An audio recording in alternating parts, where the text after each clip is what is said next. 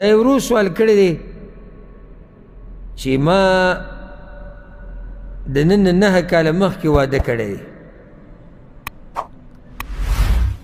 او زما پلار پکې زما د طرف نه ناست و د جنۍ مشر و د هغې پلار او هغوی هغه کاغذونه ټول برابر کړي دي او بیا عالم هم هغوی راوستی و او هغې باندې دستخط زما ښځې هم کړی وي په ټیم کې ما به هم دستخط کړی او بیا زما 2 بچي هم شي. اوس زه شک کېم چې یعنې هغه ټیم کې یعنې ما څه جواب کړی دی دا ما ته پته نشته یعنې د دې شک کې دی چې په هغه ټیم کې ما دا ویلي او که نه چې دا ښځه زما قبوله ده او که نه. دلته اوس دا شک راځي. نو د ښځې نه مې تپوس وکړي هغوی چې او تا دستخط یې کړي تا خبره کړې مور پلار راته وایي چې او تا ویل او زه په شک کې یم. وی پلار نه مې تپوس وکړي پلار راته وایي چې دغه شان تا ته مونږ مخامخ ویو ته راځي په دې دا جنۍ ستا قبوله تا ویاو خو زه په شک کې یم. الجواب دا ګوره ډېره خطرناکه بیماري ده. الله دې موږ ساتي.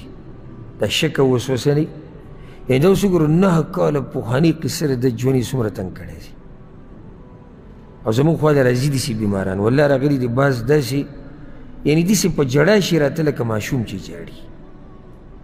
ماشوم څوک د ایمان په باره کې په شک کې لکه داسې خو راپسې ډېر راغلي چې یعنې ما ته دا ښکاري چې زه به کافر یم.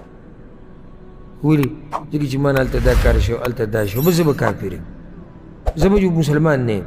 دا قصې ورته راځي. خو بعضو ته دا راځي چې دا ښځه ما طلاقه کړې ده. دا مې و بیماري ده. زما خواله یو کس راغلی و او هغه دا مسلې تپوس کو چې وایي دقه بس داسې ناست یم او خبرې اترې ښځې سره په زړه کې مې راشي چې دا خو ما طلاقه کړې نه ده. سهار مانځه نه بعد ما طلاق ټکی ویلی که مخکې مې ویلی وایي دې شک کې او بیا مې کیدی شي ما ته داسې ښکاري چې مازدیګر چې زه د پلاني د دوکان نه راووتم نو هلته ما طلاق ټکی ویلی دا اوس ما ته یې مسله بیانوله او یاره وی ما ته داسې ښکاري چې بله ورځ چې دی د جمعې په ورځ او داسې ما که هلته هم طلاق ټکی ویلی. اوس دې ته وایي لیونی. دې ته څه وایي لیونی. دا روغ انسان خبرې نه دي چې سهار منځه نه مخکې ما طلاق ویلی که ماښام منځه نه بعد په زوره مې ویلی که رو مې ویلی ما ته ښکاري رور ته له ما ویلي چې ستا دا خور به ما طلاقه ده او که نه پلار ته مې ویلي چې ستا دا لور طلاقه ده. دا بیمار دی. دا بیمار دی او دا ډېره یعنې ډېره سخته او ډېره ورانه بیماري ده. ګورې دا سړی لیونی کوي. دا سړی په آخره کې د لیونتوب درجې ته ورسي. یا دغه دا منځه کې چې ورته وسوسې راځي چې دا اودس ما کړی او که نه و کړی. یعنې بعض کسان ما تاسو ته ویلي و که زما خوا ته راغلی وایي 4 شپېرې 5 شپېرې زه اودس کوم.